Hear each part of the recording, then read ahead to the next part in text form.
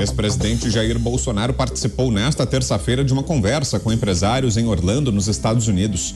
A reunião foi marcada pelo reencontro entre ele e a ex-primeira-dama Michele Bolsonaro e por falas sobre a política. Questionado se seria candidato à presidência em 2026, Bolsonaro argumentou que poderia ser alvo de arbitrariedades e não poderia dar uma certeza sobre isso. Olha, eu não tenho uma denúncia sequer de corrupção, tá? Zero.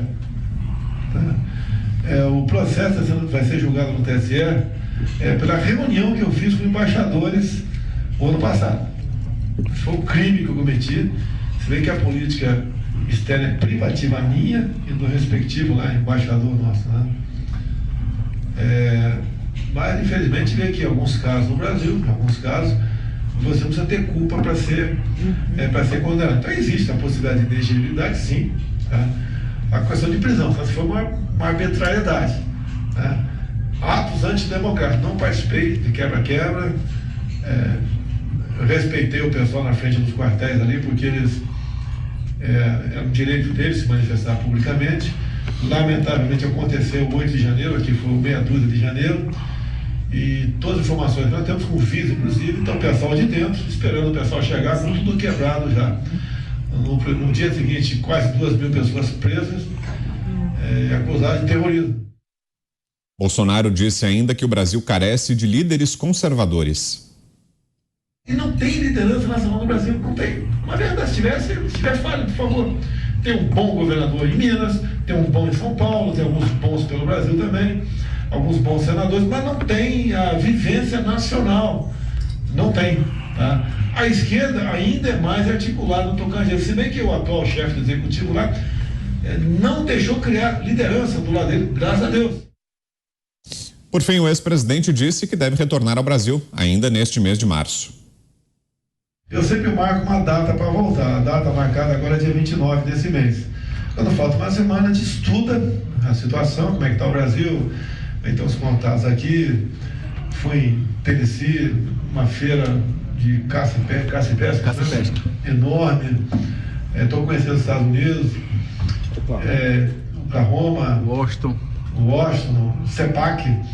Então está sendo uma experiência enorme para mim, mas nada como estar ao lado aí dos nossos entes queridos. Depois da conversa, Michele chegou ao evento e reencontrou Jair Bolsonaro, que chorou. A ex-primeira-dama falou sobre os dias longe do marido, agradeceu pela receptividade e disse que torce para que ele volte ao país o quanto antes. É difícil, né? A gente ficou bastante tempo separado. A Laurinha está sentindo falta, nossa vida mudou, mas Deus tem o controle de todas as coisas sempre, né? Então a gente fica feliz de saber que ele está bem acolhido, bem cuidado aqui, com carinho de todos vocês, dessa comunidade maravilhosa brasileira aqui nos Estados Unidos. Só agradecer a Deus e pedir para que Deus leve ele logo para a nação que ele tanto ama, para a nação que ele lutou tanto e que continuará lutando. Aí a ex-primeira-dama Michele Bolsonaro ao lado do ex-presidente Jair Bolsonaro. Vamos a Brasília. José Maria Trindade. Sua análise, Zé, sobre as falas da ex-primeira-dama e do ex-presidente. Salve, Zé. Chama a atenção em qualquer lugar, né? Muito boa noite, meu caro Vitor. Boa noite, Pavinato. Boa noite, Mota. Muito boa noite, Dantas, que está aqui em Brasília. E boa noite a você que está aqui nos dando esse privilégio de acompanhar esta narrativa da grande história brasileira. Uma jornada. Olha, o ex-presidente Jair Bolsonaro não é qualquer um. É um ex-presidente da República, foi deputado federal por um longo tempo, foi vereador pelo Rio de Janeiro, passou pelas urnas 2 vezes e, veja bem, não foi derrotado fragorosamente. A diferença foi muito pequena. Então, esse não é qualquer um brasileiro, é um ex-presidente da República. E falando sobre arbitrariedade contra ele. Se contra um ex-presidente da República existe esta possibilidade, imagina com um cidadão comum, né? A situação não está boa, não está bem vista aqui no Brasil. Agora, veja bem, se tantos e os que estão tanto falando da volta do ex-presidente Bolsonaro estão reclamando e dizendo que ele faz mal em continuar nos Estados Unidos, fazendo esta análise, eu estou achando que é melhor ele não voltar agora. Se exatamente os lobos aqui dizem, volte, presidente, Isso dá a ideia de um lobo chamando o cordeiro: venha, aqui está tranquilo, está tudo bem. Tudo bem, não. Quando ele voltar, ele vai encontrar aqui um terreno adverso. É arbitrariedade, né? É o que ele diz, porque legalmente não se pode, pelo menos a Constituição, o Código Penal fala nisso, que prisão só depois da condenação em última instância, ou seja, no quase nunca. Contra ele, não. E há um cerco jurídico com vários inquéritos, vários processos, né? E isso tudo é que faz o ex-presidente ter um certo receio em voltar para o Brasil. Eu, particularmente, acho que não faz a menor diferença. Estando aqui no Brasil ou nos Estados Unidos, o ex-presidente pode se comunicar em fatos como esse aí e pode também sofrer qualquer tipo de investigação ou até determinação de prisão. Isso não faz a menor diferença. O mundo está muito aberto e as comunicações são instantâneas demais, né? Então essa é a realidade. Se tantos dizem volta, presidente, e os que estão dizendo não são aliados, é melhor ele pensar duas vezes. Então ele falou a data de volta, mas eu acho que ele volta quando ele achar que deve voltar. Agora, a gente fica se perguntando: vamos voltar para quê? Né? Vamos dar um tempo. Eu acho que é preciso sim dar um tempo. Concorda, Thiago Pavinato? Não precisa voltar? O ex-presidente pode dar um tempo? Boa tarde. Aliás, boa noite agora, Pavê. Boa noite, Brown, Mota, Trindade, nossa audiência. Ele pode voltar quando ele quiser, ele pode ficar lá quanto tempo ele quiser, quanto tempo o visto dele permitir, ele vai ter o visto renovado, com certeza os Estados Unidos vão renovar o visto dele. Agora que a gente viu o Brasil se engalfinhando em regabofe com o navio de guerra do Irã, ele vai conseguir visto para quando ele quiser, então ele volta quando ele quiser. Agora, juridicamente, vamos imaginar que o Brasil, nós temos as garantias do processo penal preservadas. Vamos imaginar que nós somos uma democracia séria, plena, em que não há violação de garantias penais. Vamos imaginar que aqui não existem presos sem individualização de conduta. Vamos imaginar que aqui não existem presos sem audiência de custódia. Vamos imaginar que aqui não existem presos provisórios que poderiam ter recebido aos cautelares do artigo 319 do Código de Processo Penal. Vamos imaginar que aqui todas as investigações seguem o prazo do processo penal e que, portanto, todas elas que foram abertas no 8 de janeiro já teriam vencido agora no dia 10 de março. Legalmente, o presidente Bolsonaro pode ser indiciado, pode até sofrer uma sanção pelo crime de incitação das Forças Armadas, como muita gente foi no 8 de janeiro? Não pode, porque não se encontrou nada. O prazo da investigação já se encerrou. Então, legalmente, ele não pode responder por isso. Ele pode responder por associação criminosa por conta do 8 de janeiro? Não, o prazo da investigação se encerrou. Então, ele não pode responder nem pela incitação, nem pela associação, nem pelo dano qualificado, nem pelo dano ao patrimônio tombado, nem pelo crime de golpe de Estado, nem pelo crime de abolição do Estado Democrático de Direito, nem pelo crime de terrorismo, aliás, ninguém pode, porque não foi identificado, nem pelo crime de genocídio, porque tudo está sendo arquivado, nem pelo crime de omissão, porque não existe, também não pode ser condenado por um crime que não existe das suas reuniões, muitas vezes transmitidas com embaixadores. Então, não há nada dentro de um Estado democrático de direito, conforme as regras do direito penal e as regras do processo penal brasileiro, que possam tornar Bolsonaro inelegível ou fazer dele um preso provisório ou, depois de condenado, um preso definitivo. Mas existe uma coisa que ainda está parada no ar: a tentativa de descaminho com relação às joias. Por que é que um assessor de Bolsonaro entrou, escondeu um estojo de joias na mochila? Deveria ter declarado. Se fosse para o presidente, porque é um bem personalíssimo, deveria ter sido declarado, recolhido o imposto, estava com a Michele, porque é personalíssimo. Agora, se fosse para a presidência, deveria ter sido declarado, estava na Previdência. O que não dá é a ida e vinda do ex-ministro da Minas e Energia, que dizia que era para o presidente, agora já diz que era para a presidência, então vai para o acervo do governo federal. Então esta situação ainda pesa sobre Bolsonaro. Ele pode ir preso? Não, não pode. Mas o que pode acontecer é, em sendo condenado por uma tentativa em segunda instância, e como o STF já é instância final, ele pode se tornar inelegível. Vamos saber também do Roberto Mota, que achou das cenas que destacamos aqui há pouco. Mota, das declarações do ex-presidente, da ex-primeira-dama e dessa nova data que foi dada pelo ex-presidente Jair Bolsonaro. Ele disse que volta ao Brasil no dia 29 de março. E nos dias, Mota, boa noite. Boa noite, Brown. Boa noite, meus colegas. Boa noite, nossa querida audiência. Em relação à insegurança jurídica do Brasil, o que o presidente Bolsonaro disse já foi dito de uma forma ou de outra por muitas figuras públicas, inclusive juristas importantes. Eu queria falar um pouco sobre a questão das lideranças. Eu acho que existe, sim, uma escassez de lideranças legítimas, verdadeiras hoje no Brasil. Mas acho que essa escassez é muito maior na esquerda.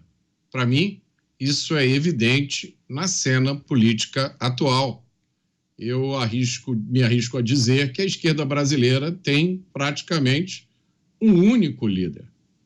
Eu acho que os liberais e os conservadores tiveram uma incubadora de lideranças nos últimos 4 anos, os anos do governo Bolsonaro, que abriu espaço para que surgissem novos nomes na política. Eu acho que hoje a direita brasileira tem muitos nomes muito bons. Eu acho que hoje nós vamos ainda falar sobre 2 deles, né? Eu acredito, os governadores Tarcísio de Freitas, de São Paulo, e Romeu Zema, de Minas Gerais, mas há uma outra longa lista de bons nomes, alguns excepcionais, que foram eleitos para o Congresso Nacional.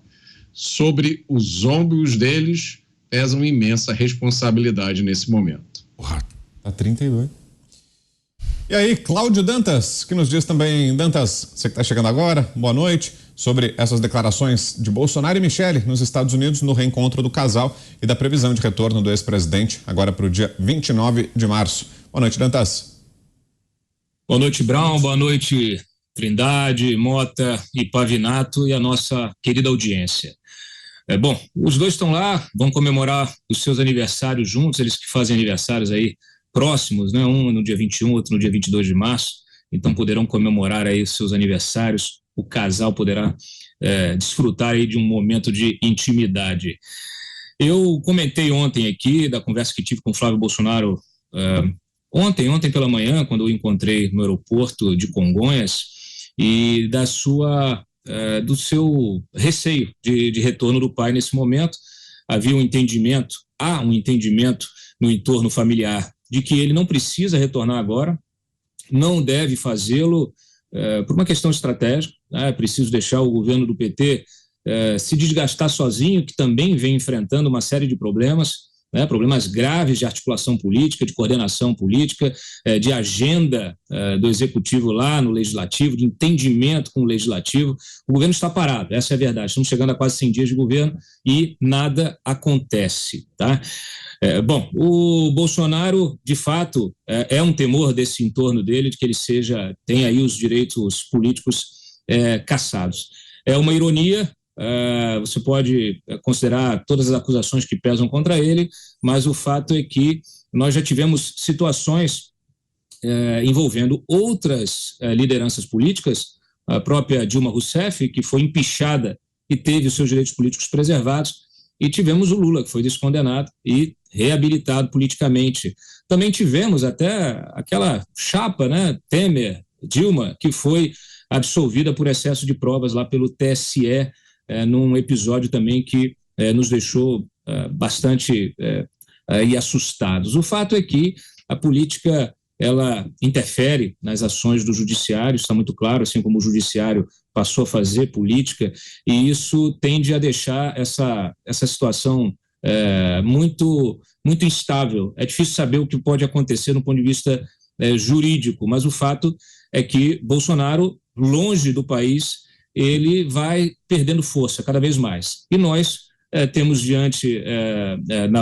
aí diante do nosso cenário político outras lideranças surgindo que acabam consolidando esse voto da direita, da centro-direita, o que é muito bom, porque é possível que nomes como o de Tarcísio se fortaleçam, Tarcísio, Romeu Zema, como eu disse ontem, já há algumas lideranças políticas tratando de fortalecer até uma possível chapa de Tarcísio e Zema em 2026, nós teremos eleições municipais no ano que vem. Marcos Pereira, lembrando aqui, presidente do Republicanos, né, que é uma das forças importantes, foi uma das forças importantes de sustentação do governo do Bolsonaro e que deixou muito claro a sua opinião sobre a ausência de Bolsonaro no cenário político nacional. Então, tudo isso mostra o enfraquecimento de Bolsonaro. Flávio, por exemplo, já está sendo cotado para disputar a Prefeitura do Rio de Janeiro no ano que vem. Então, as forças vão se reacomodando, as lideranças vão ocupando espaço. Como bem disse aqui o Trindade ontem, não há vácuo de poder, né? Sempre se há a ausência de alguém ocupa esse espaço. O que é importante nesse cenário, no equilíbrio de forças políticas no Brasil, é justamente que me parece muito claro que esse campo do antipetismo, esse campo da centro-esquerda, ele não vai deixar de existir. Outras lideranças serão alçadas, elas podem ter dificuldade num primeiro momento, nos próximos anos aí, em ganhar notoriedade nacional, mas campanha se ganha, eleição se ganha na campanha. Né? Então é muito claro isso, a tradição mostra, e quando for escolhido um nome para liderar esse processo lá na frente, não importa, esse nome vai representar esse campo político-ideológico e vai dar trabalho para a esquerda. Até porque também não há lideranças do outro lado, tirando o Lula que tem esse seu DNA hegemônico, autoritário, não deixa que nenhuma outra liderança surja no campo da esquerda. Né? Todas elas estão submetidas ao seu poder. Só que Lula já está com a idade avançada e dificilmente vai concorrer à reeleição. É possível que ele também tente fazer um sucessor. Então, ele vai procurar alguém para abençoar. E Bolsonaro, mesmo que tenha aí os seus direitos políticos cassados, também terá aí alguma autoridade para abençoar um futuro nome. Esse é o cenário político, na minha visão. Vou voltar com você, todos aqui falaram sobre essa imprevisibilidade, né? Essa dificuldade de se projetar o que vai acontecer, se Bolsonaro vai continuar com direitos políticos, se vai ser tornado inelegível ou não, é muito difícil saber, apesar dos elementos que se tem até o momento, né? É muito difícil saber o que é que a justiça vai decidir. Agora, independentemente disso, você imagina que uma eventual ofensiva contra ele, seja com prisão ou perda de direitos políticos, poderia ter um efeito contrário, um efeito de projetá-lo ainda mais e aumentar o capital político dele? O ex-presidente Lula ficou preso e depois de deixar a cadeia, voltou à presidência da República, né? Não sei se você interpreta isso como um sinal de que ele saiu fortalecido da prisão e se sim, acha que poderia se dar o mesmo caso acontecesse algo parecido com o ex-presidente Bolsonaro, Zé? Vitor, eu tive dificuldades aqui em ouvir a sua pergunta. Eu gostaria de responder depois, por favor. Você ouviu, né, Pavê? Consegue responder? Você faria esse paralelo? O que acha que pode acontecer? Pode acontecer tudo, Vitor. Eu já falei isso ontem, falei no começo da minha fala. Nós temos para responder as perguntas com uma certa previsibilidade, com segurança jurídica e com responsabilidade técnica. Nós temos que considerar que nós estamos vivendo em condições normais de temperatura e pressão. Lembra quando a gente ia para aula de química, ou física, falava em CNTP. Nós não estamos em CNTP. Nós vimos na segunda-feira uma denúncia muito séria feita pelo jornal Estado de São Paulo, de que nós temos acusações contra pessoas feitas de maneira irregular, ao arrepio não só da Constituição, aliás, o que por si só é um absurdo, bem como das garantias escritas específica e detalhadamente no Código de Processo Penal. Portanto, nós temos um país em que 1.406 pessoas estão vivendo um déficit de direitos fundamentais.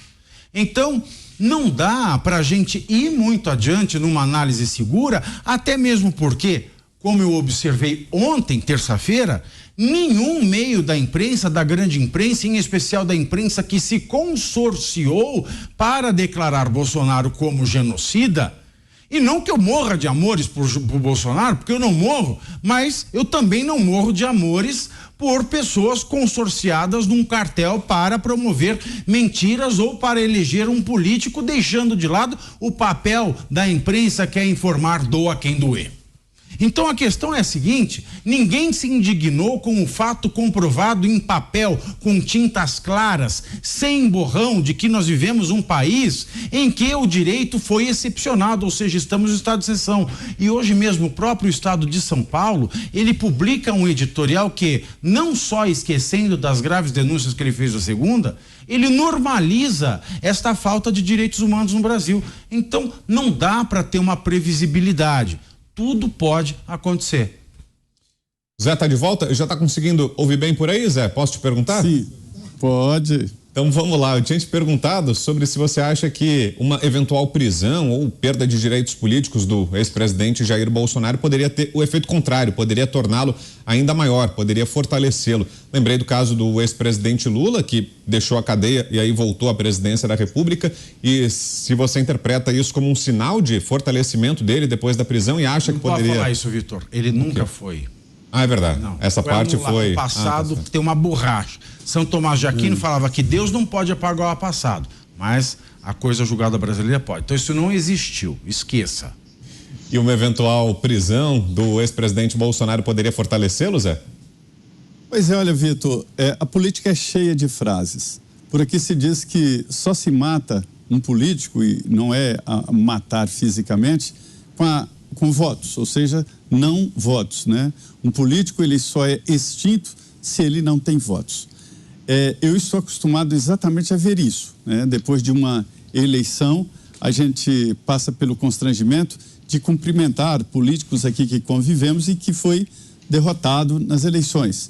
É algo muito penoso, é quase assim, morreu um ente querido dele, porque há um sentimento de abandono muito difícil. Então, a falta de votos é que mata um político. A gente vê isso no dia a dia. Quando fazem de maneira artificial esse tipo de funeral político, ele volta mais forte. E veja bem que não é nem a volta de alguém, mas exatamente o grupo.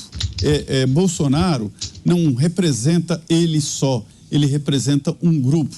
Outra frase aqui é de que ninguém é líder de si mesmo, ou seja, cada parlamentar aqui, cada um dos políticos tem a sua explicação lógica e os seus votos. Você às vezes vê um deputado e não entende como ele chegou aqui.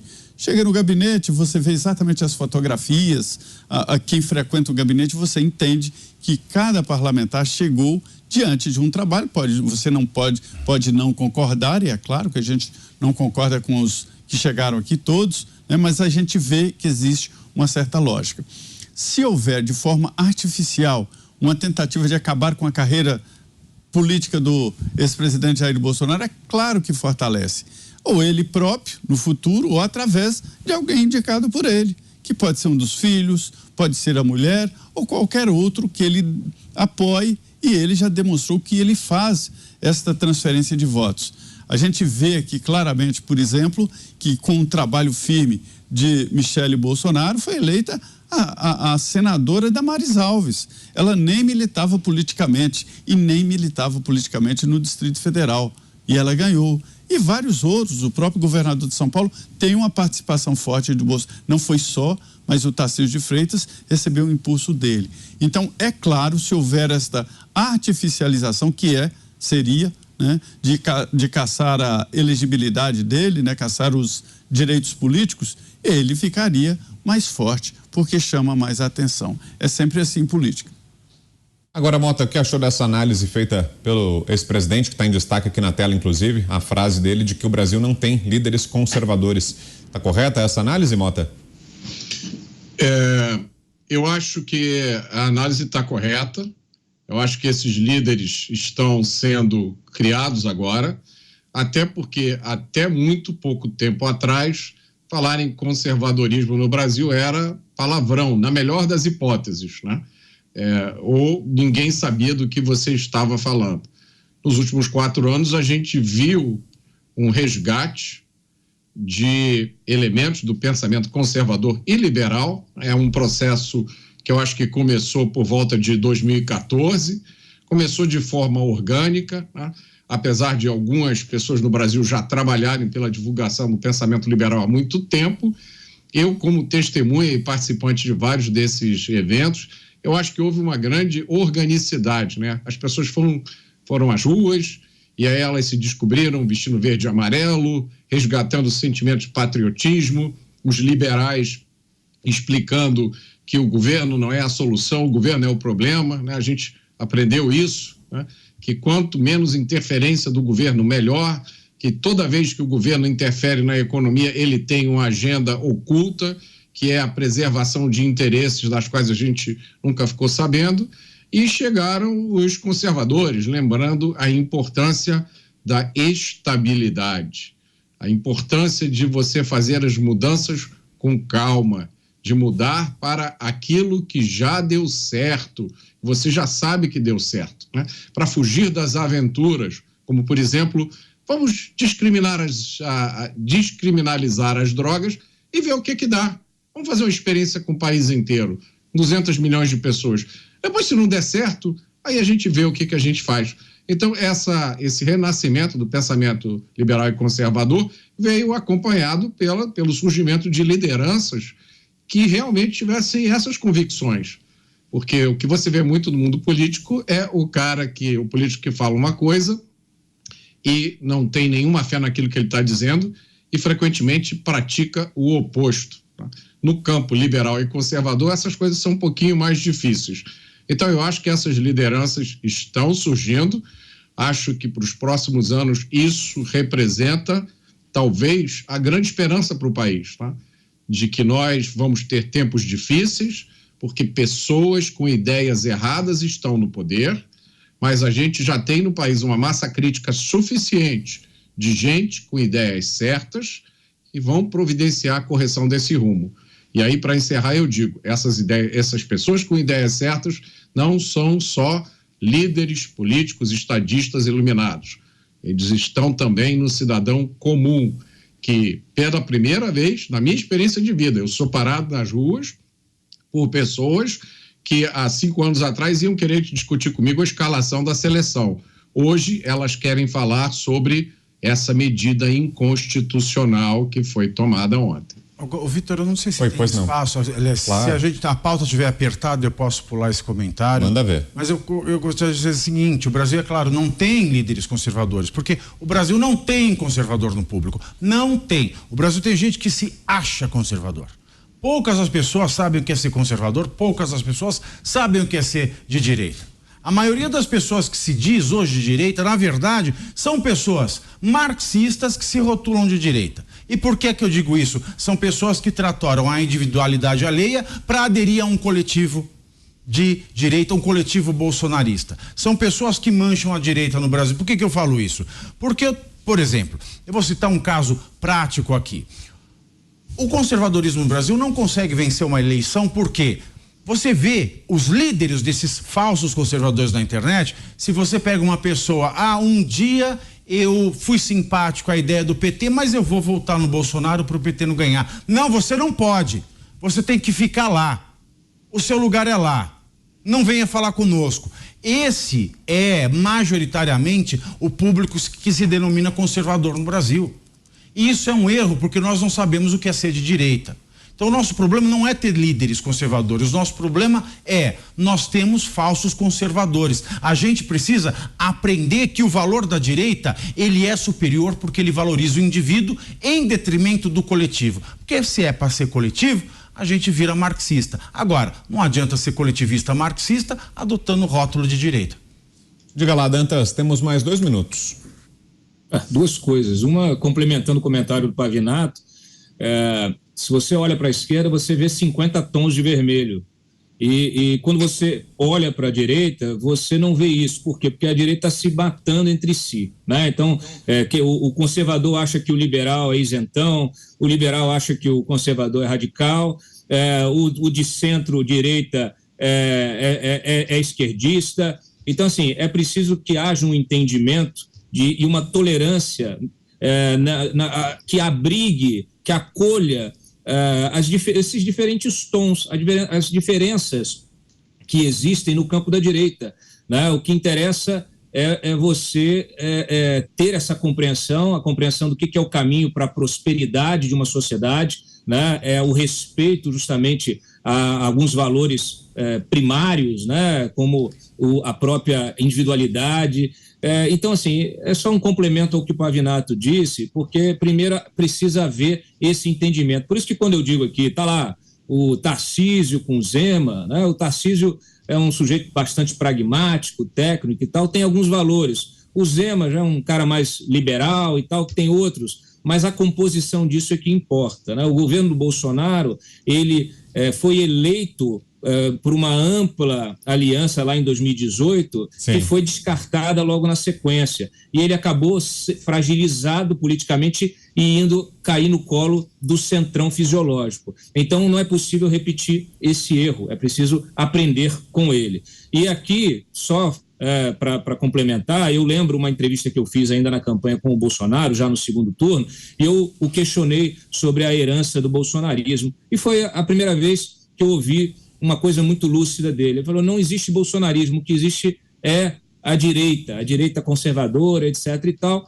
e que ela que deve ser essa herança. Então, isso deve ser uma mensagem para os bolsonaristas que precisam entender que se não há viabilidade política para determinada liderança, né, que haja a compreensão de que existem outras a serem forjadas e a serem apoiadas. Só isso.